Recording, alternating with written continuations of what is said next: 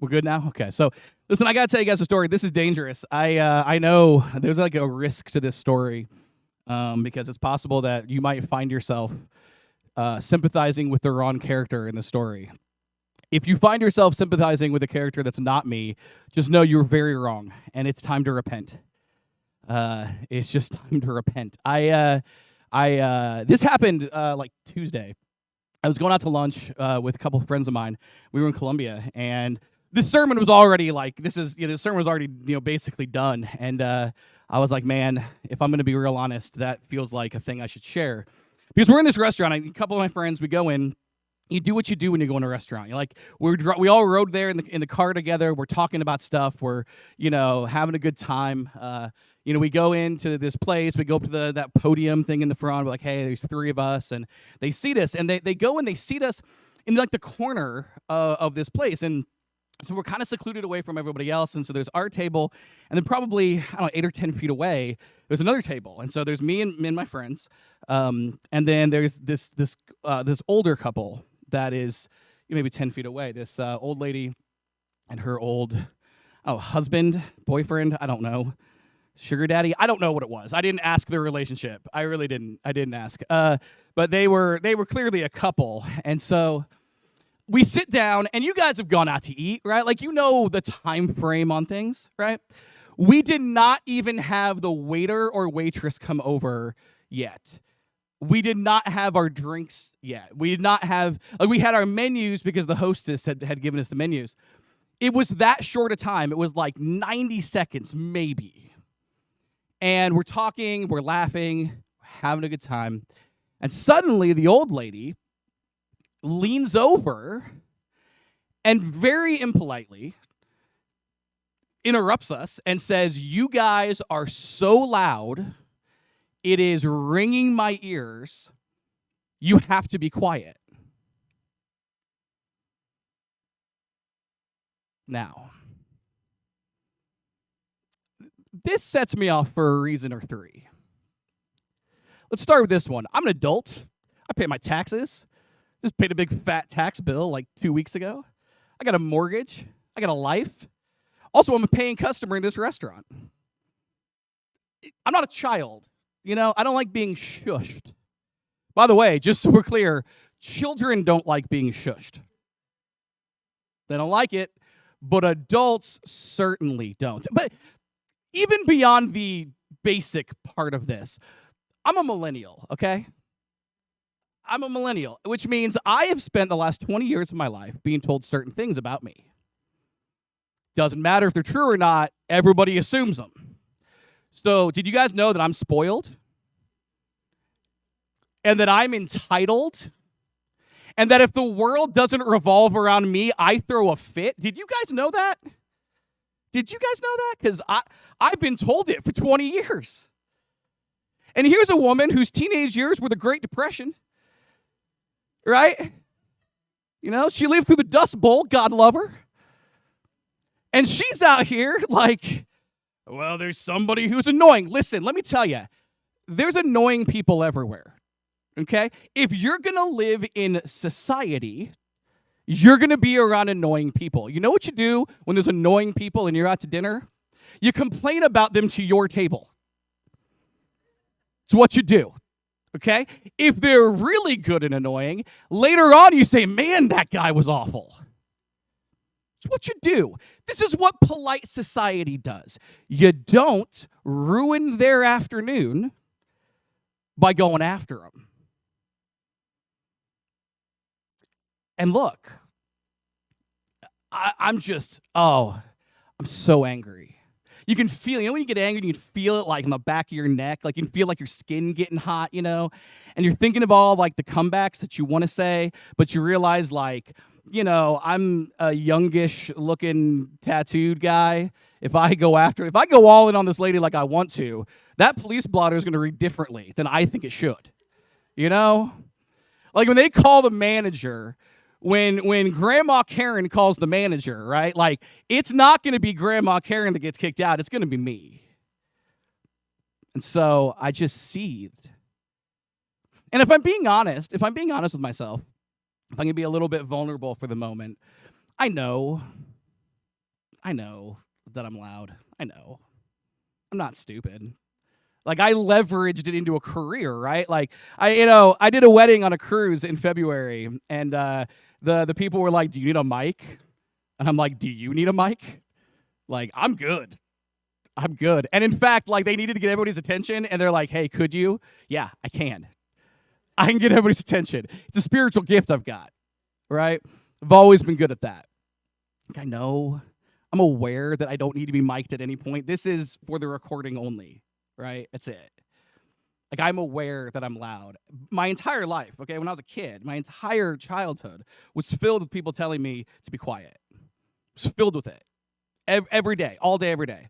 I had to learn how to regulate in a way that, like, polite society would whatever, right? Like, here's the thing. If I'm too loud around you, I need you to understand something. That means I have become comfortable enough around you to let down my guard.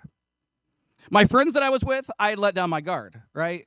Also, I had no idea that this lady was going to do this, right? So, absolutely just, like, being told to be quiet or to quiet down is being told, don't be you. And it's very hurtful. It really is. And so, obviously, this woman doesn't know that. She's just, being... I was very afraid I was going to cuss during this part of the sermon. Because as I've told this story to other people, yeah, it's come out. So, gotta sermon, censor myself, Not everybody has to know the words I use usually. But regardless, man, whatever. So making it worse, and I think what really set me way over the top was, we're all eating, and I just see the whole time, like, the food tastes terrible, like, it's awful. And so, the lady comes back by, and she says, "Thank you for being quiet," and then reiterates all the bad things about me. And it's just like, listen, lady, I need you guys to understand, I hate that woman. And you're laughing. Because you think I am annoyed by this woman, and so I am being, exaggerating. No, I hate that woman. I hate her. With every fiber of my being, that woman is the opposite of everything I like about humanity. She is everything I don't like about humanity. She's self-centered. She is entitled. She walks around with her life. She believes that she's a princess or a queen, that she is above the everyday annoyances that the rest of us have to deal with. And people like that, they can get hit by a truck for all I care. I'll be honest. That one was a joke. Come on, guys. When I joke about murder, clearly joking then. I do hate her. That's not a joke. Hit by a truck was a joke, just so we're clear. I couldn't help but think about that woman with the story of the prodigal son, or the prodigal brother, depending on your perspective in the story. So we've been talking the last couple of weeks about how the religious leaders of Israel were very upset with Jesus because Jesus hung out with terrible people. And the thing is, Jesus didn't actually, he didn't question that he was hanging out with terrible people. He never actually tried to defend that they weren't terrible. He just essentially, said, oh, to the fact that they were terrible. And he told these stories about lost things being found. He talked about, a lost sheep and a lost coin. And then he talks about, the most famous one, the one that's most convicting, the one that's really the most targeted at the religious leaders and probably the most convicting for us, which is the story of the prodigal son, which I'm positive everyone in this room knows, but it's going to be a short sermon if I don't say it. So let's go ahead and that was another joke, but let's say it's never going to be a short sermon. Just know that. It's never doing that. So if we're, let's just so we're on the same page, just so we can remind ourselves this story. Jesus tells a story about a father who has two sons. The younger son goes to the father one day and says, "Excuse me, I would like my inheritance," which is rude. It's not a nice thing to do, because by saying I want the inheritance, what he's actually saying is the only thing that you're worth to me is your money. Nobody wants that, particularly a parent, or I'd rather you were dead. Like, my life is better off if you're dead and I have your estate, also not a great thing if you're a parent to hear. And so he goes and he does that. And he says, "Hey, look, I just want my inheritance. I don't want to work here anymore. I don't want to be part of this family anymore. I just need to go." And so the father agrees for whatever reason. Most parents I know would have said, "No, you could leave, but not with my money." But the father is different. So he gives him what's owed. He gives him, half the estate, which is a whole lot of money. Gives him, half of this fortune. And so the younger son goes and he spends the fortune, which is generally what irresponsible people do with a fortune. He spends it on friends who are his friends because he has money. He spends it with women who are, with him because he has money, literally. He goes and he parties and he has a great time with just food and booze and just, I don't know. I'm sure they did drugs back then. I don't know what any of them are. Probably not the same ones we have, but just, old-timey drugs and just all the stuff. He just wastes all of the money. And he runs out of money, and it takes a while. I mean, it takes, like a good amount of time. It doesn't say, but months, years. It takes a while for the money to run out. And right about the time that the money ran out, so too did, all the friends and all the women and also all the food. Because as it turns out, right around the time that all of his money was gone, a famine hits the land. And so he has nothing. He has no ability. You'd have like a nest egg. You'd have like a safety net. Like people have savings, so that way when things like famines happen, you're able to, survive for however long. But, the sort of guy who's going to take half of his dad's money and spend it all on women and beer is probably not the sort of person who keeps money back. And guess what? He didn't. And so he had to find a job. But the problem was, he didn't have any real life skills because the only life skills he had developed are taking his dad's money. And so he has no skills. He ends up taking the absolute worst possible job, the worst job he could possibly take, which is feeding pigs. He's a Jew. Jews don't like pigs. So he's serving pigs. Literally, his life is in service of the most unclean animal in the Hebrew religion. And in fact, it's not a job that pays well because it turns out that's not really skilled labor. So he makes so little money, he gets so little food that one day he's looking at the slop he's feeding the pigs and he says, man, that slop looks pretty good. I mean, I had like a Hungry Man TV dinner last night, but like I had the one that was at the bottom of the freezer that had the freezer burn on it. It's been there for like 4 years. I didn't even buy it. It was just in the freezer when I got the apartment. So the pig slop is just, I mean, it looked good. It's at least fresh slop. I don't actually know that it's fresh. I think by definition of slop, it is. That doesn't matter. He wanted to eat the pig food. And so when he said, I want to eat the pig food, he realized, like, I have made mistakes. I've made mistakes. So he thought to himself, he's like, all right, self, obviously I have burned all the bridges back home, but I do know that my father is a good man. And I know that he's generous and forgiving. So what I'm going to ask my father to do is I'm going to ask my father to take me on as a worker. He has servants that he pays that, are in his employ, that they've got a place to stay on the estate. I'll just, look, my dad surely still, kind of likes me. So if I can just become an employee, then I can live out my days as a servant. Obviously I messed up, but that way I'll survive and it'll be better than the pig slop or, the Hungry Man freezer burn. And so he goes home. And this is the part. This is the good part. This is the good preaching part of the story. It's good. It's neat. He's on his way home, and he's all like a dog between his tail between his legs, and he's all all that stuff. And while he's still a long way off, his father sees him up the road, which is interesting because that means he's clearly looking, and it also means he sees. He recognized the way his son like walks, right? Because it's not like he can see as details. He can see like, oh man, that's clearly my kid, which is super neat. Think about how much he loves him, and so he runs to him. Old man running. If you're, you get to a certain age and you don't run for anything. But he runs to his son, and his son tries to talk to him about like, hey, I'm unworthy and I'm this and I'm that. I want to be your servant. And the father is super impolite. He doesn't listen to a single thing he says. Just brick wall. I don't care anything you have to say because all he cared about was that his son was home. That's all he cared about. And so he got him a robe and he got him a ring for his finger. Yeah, it's a big deal in the ancient world. Like, the ring means you're a son instead of, anything else. Like, it's a specific thing. And he gives him the ring saying, hey, look, you're my son. You're always my son. No matter what, you will always be my son. And then, because it's these stories, right? We've got, the stories are all the same, and the lost sheep and the lost coin, all the stuff. He throws a party. They all end with a party. So he calls the neighborhood up, and man, I always love this part. They have a barbecue. fattened calf over smoke and fire. Oh, man. Every time I get to that part of the story, I'm like, I bet that was awesome. I wonder what ancient Jewish barbecue sauce was like. Like, I wonder, was it like mustard based? Was it vinegar based? Tomato based? Like what? Like, what are we doing? We talking Texas, Kansas City? What are we doing? Do they have their own that I don't know about? Like, because I want to know it. It's really bad. I can always smell this part of the story, right?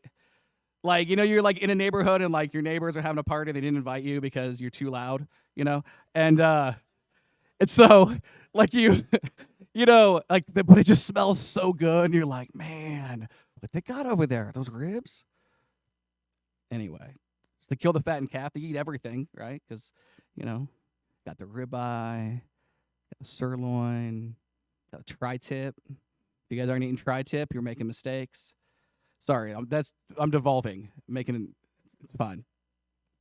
And so everybody's at this party except for one guy, and that is, we talked about there's two sons. And the second son, well, he is not happy about anything at all. He won't go in at all to the party. And so this is what we read in the Gospel according to Luke. Happens at the end. This is how the story really ends. It says like this. Jesus says, the older brother was angry and wouldn't go in. His father came out and begged him, but he replied, all these years I've slaved for you and never once refused to do a single thing you told me to. And in all that time, you never gave me even one young goat for a feast with my friends. Yet when this son of yours comes back after squandering your money on prostitutes, you celebrate by killing the fattened calf. His father said to him, look, dear son, you have always stayed by me, and everything I have is yours. We had to celebrate this happy day, for your brother was dead and has come back to life. He was lost, but now is found. Here's what's interesting about this story. We always focus on the complaints of the son, and very often we're, he's arrogant. What's interesting about this is the father doesn't actually seem to think he's arrogant. The older son says, look, I've always done everything you want. And the father's like, yeah, you're right. I mean, he just says, you've always stayed by me, and everything I have is yours. Like, it is absolutely not, like, it's not that the older son is wrong about what he's saying. It's not that. He's not this, uppity kid who's like, I've always done anything right. And like, he has this long list of mistakes. No, he is the good guy in the story. Absolutely. He is the good son.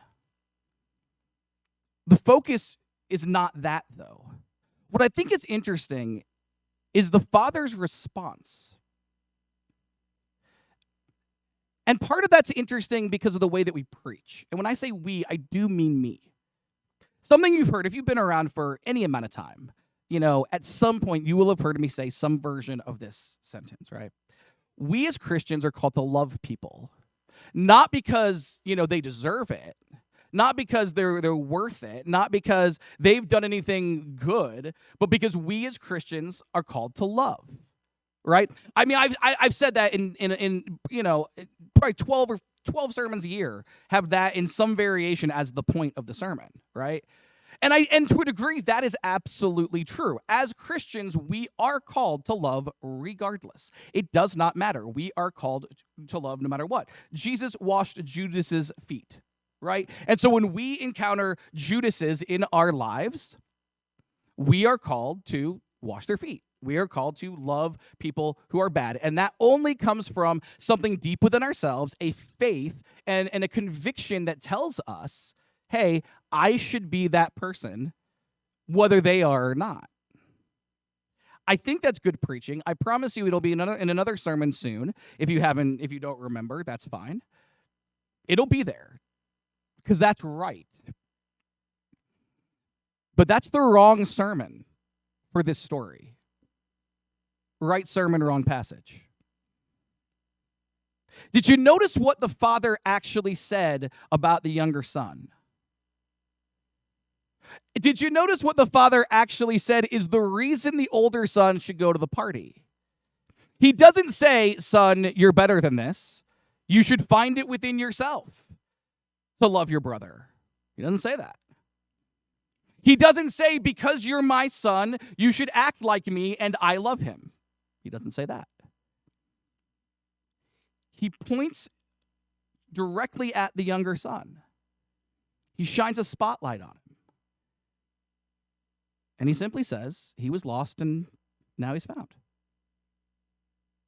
In other words, whether the older son is a good person or not, whether the older son is loving or not in general, whether the motivation comes from his heart or not, the father believes that the younger son is worth celebrating. Period. It's just that simple. It is the most basic, easiest answer in the entire thing. Any question you ask, this is the easiest one to answer. Why should we celebrate the young son? Because he was lost and now he's found. Period. Which means the young son is worth celebrating. He is worth loving. And it doesn't matter what mistakes he's made, and it doesn't matter that he's wasted the half the estate. It doesn't matter that he did in fact squander money on prostitutes. It doesn't matter that he did in fact betray everything that was in his family. Even though he sinned as badly as he could sin, still he was worth loving. Because in the story, what we learn from Jesus is that people, particularly bad ones, because that's who we're talking about, bad people's badness does not cancel out their intrinsic value of being lovable. Let me say that again. People's badness does not cancel out their intrinsic value of being lovable. Everyone is worthy of love. Everyone. Which brings us to another story. We got to finish it. For the last couple of weeks, we talked about the story of these two widows. There's Naomi and there's Ruth. And Naomi was the one from Israel. She went because there was a famine. We got lots of famine talk today. And there was a famine, and she goes to Moab with her family. She's got a husband and two sons. The husband dies. The two sons get married. The husbands die. One of the daughters-in-law leaves. And then it's Naomi and Ruth, these two widows, an older one and a younger one.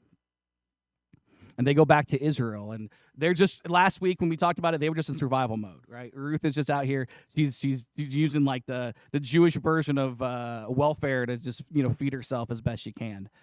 But it's not a long-term solution.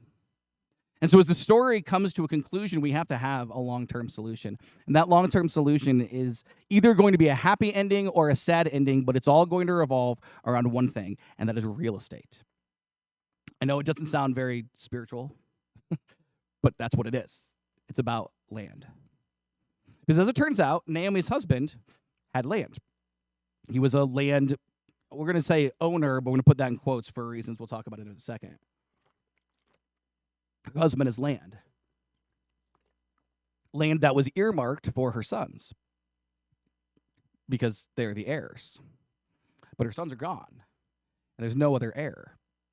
And so Naomi has this land, and she has nobody to bequeath it to when she dies. She also can't work it. She's an old lady, and she also, she doesn't have the ability to she doesn't have the seed money to invest in it and pay people. She has nothing. She's just got this land. And so the only thing she can do is sell the land and try to set herself up, long term for her and Ruth. There's a couple complicating factors, though. Like when you guys go to sell a house, all you do is, you put a price on it, and then anybody comes, and that's just it. And then you sell it for whatever you negotiate. That's how we do land and homes and all that stuff in our world. But see, the Jewish ancient Hebrew people, they didn't see it that way. For one, they didn't believe that anybody actually owned land. To them, they possessed the land that God owned. You see, there's a big difference there. And so it's not their land. It is God's land, and God has been gracious enough to give us as a gift this portion of the earth for us to live in. That attitude, it created a couple of different scenarios. The first scenario is they understood that this land belongs to Israel, and so only Jewish people should live in this land. And I know that that's hard for us because, I say that sentence out loud and it kind of evokes certain, modern ideas. And it is what it is. It's just what it is. Like it was, it was Israel first, right? And only, because that's the way that works. And so Naomi has to sell to a Jewish person.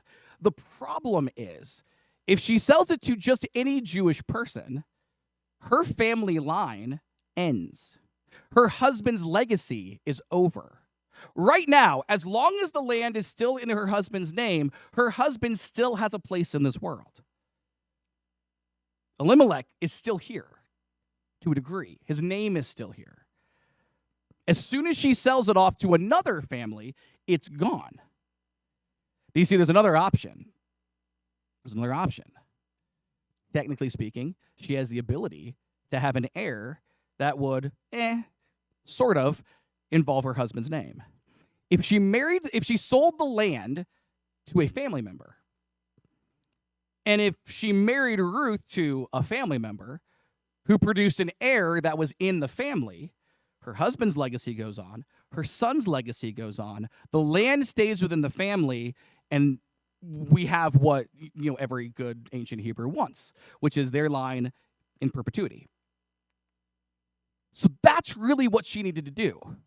And as it turns out, Jewish tradition, Jewish law, whatever you want to call it, it provided an avenue for this. This is not abnormal. You have widows all the time. People died a lot, right? Like we get all hung up on people dying because people lived to like 75. Back then, like 28 years old is a good old man.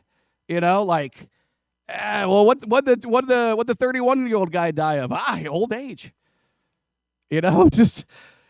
So for them, they're always thinking 2-3 steps ahead in the event of death. And so there was this system, this I don't know how you call it, but we'll call them family redeemers is what they call it. Kinsman redeemers, if you want to get fancy. It's just a family redeemer. And the way a family redeemer would work, in every family line, in every extended family, there were certain people who were assigned certain tasks. And the redeemers had this task of protecting the vulnerable. Now, sometimes this had to do with like legal stuff. Sometimes, I was reading about sometimes they'd go up to they do vigilante stuff. Like somebody gets murdered, they got to hunt a guy down. They're like Batman, right? Except for they kill. Batman's a bad example because Batman doesn't kill. But they're vigilantes, right? So, that part, it seems cool. Not so exciting is the land sales. And so what would happen is, if somebody ends up in a position like Naomi, where they're going to lose the land, somebody else in the family, like an uncle, cousin, whatever, they would buy the land, and then it would at least stay in the family line, and so you wouldn't lose everything. The idea for them is this: a tragedy should not eradicate your family line, right? If you get sick and die, you shouldn't lose literally everything because of that. No, that's what is family for, if not to provide these circumstances. And so every family had multiple family redeemers who would, keep the land. So Naomi is looking for a family redeemer. She's looking for somebody who will care enough to, be kind and gracious and marry Ruth and, keep the whole family intact, give an heir, do all the stuff. And wouldn't you know it, she had one. His name's Boaz. We talked about him last week. Ruth had no idea who he was. She just happens upon him.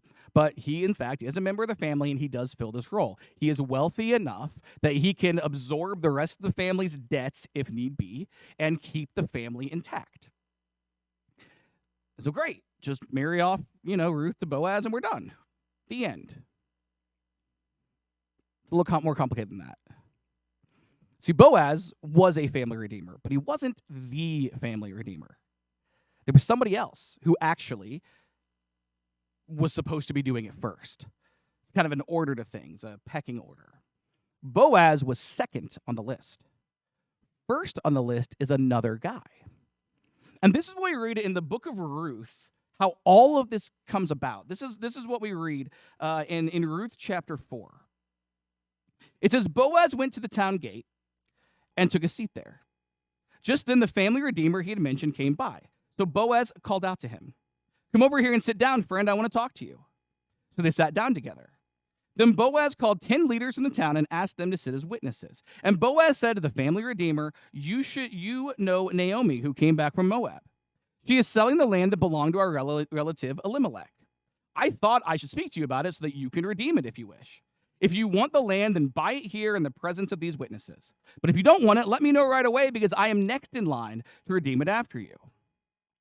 This is interesting. The man replied, "All right, I'll redeem it." Then Boaz says, of course, your purchase of the land from Naomi also requires that you marry Ruth, the Moabite widow. That way she can have children who will carry on her husband's name and keep the land in the family. Then I can't redeem it, the family redeemer says, because this might endanger my own estate. You redeem the land. I cannot do it. Now, we get a happy ending. Boaz marries Ruth. They have a baby. Everything's great. That baby ends up in the line of David. That's kind of neat, right? Later on, thousands of years later, we understand, David being in the line of Jesus. The baby's in the line of Jesus. That's pretty neat. All sorts of ramifications of that. That's great. Cool. Happy ending. Good job. But did you see that one guy? Boaz says, look, I got some land for you. We got to keep it in the family.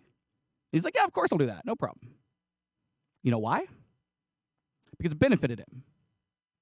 It adds to his portfolio.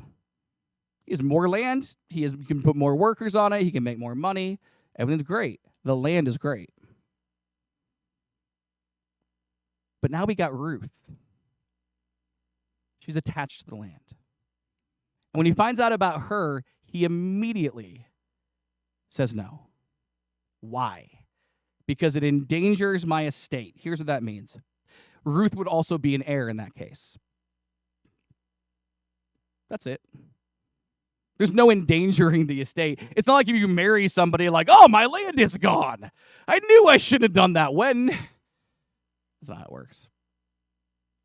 No, if you marry someone, she becomes an heir. And he didn't want to share with her. That's all.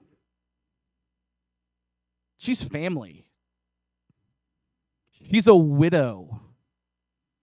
She has no hope, if not for men like him showing kindness. And yet this man looked at Ruth and said, she is not worth my time, my energy, my money, my inheritance. She's not worth a portion of that. He looked at Ruth and said, she's not worth it. And see, that's the problem. When we say that love is entirely about us, I'm going to be loving. It doesn't matter if they're lit. I'll do it.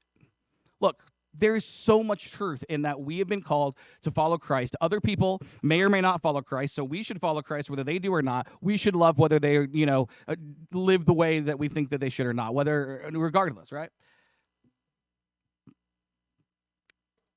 But see, if that's all we have, then man, it's going to be easy to find an excuse not to love. Man, is it easy to find an excuse. This guy's got a built-in one. Well, I've already got my inheritances all set up. I can't do that. It's easy. Because it would be inconvenient to marry Ruth. It would be inconvenient to include her in his estate. It would be inconvenient. There would be a cost to it. So, you don't want it.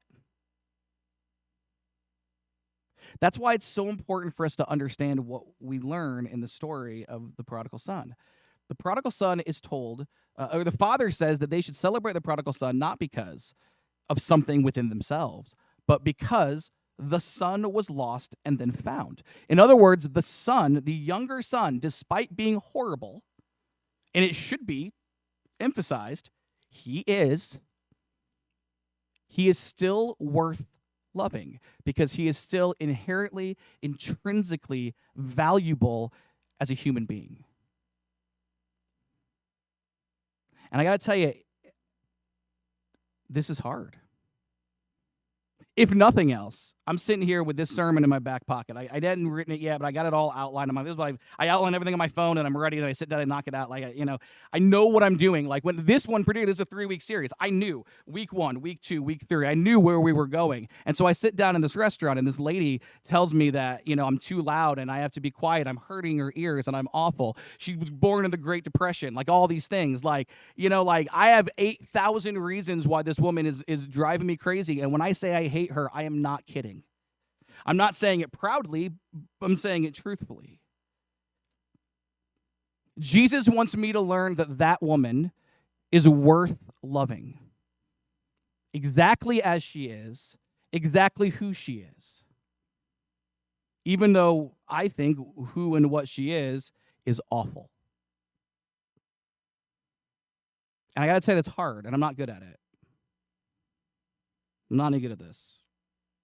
Like, it's super easy for me to be like, oh, we should love everybody. But, like, then we start, everybody is easy because everybody is this nebulous, like, crowd of people. And, we like those people there. But when you, like, boil it down to, like, we should love, Helga. I'm gonna call her Helga. You should love Helga. That's harder. Everybody's worthy of love, not Helga. But yeah, Helga. Her too. You see, to follow Christ is to constantly be challenged and constantly be confronted with the fact that even when we say the right things, it's very hard to still do them. There's not a person in this room that walked in here that should be surprised that I'm teaching a sermon or I'm preaching a sermon on, you should love other people. Unless it's your first week, at which point, like, just buckle up. Like, it's most weeks.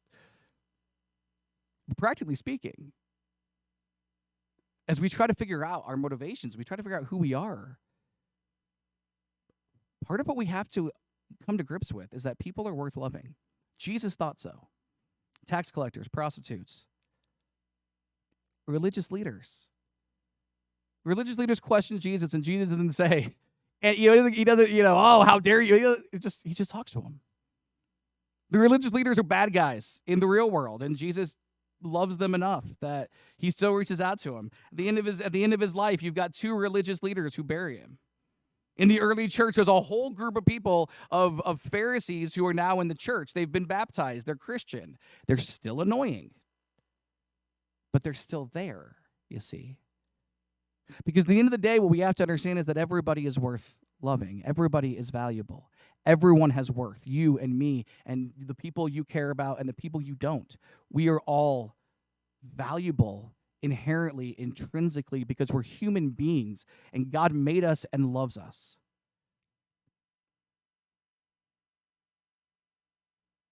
And so if you can't find it within yourself to love somebody because of you, Jesus has taught us that we should find it within them that they're lovable regardless. And most days it's going to take both of those things. Some days we're not going to be able to believe one of those or both.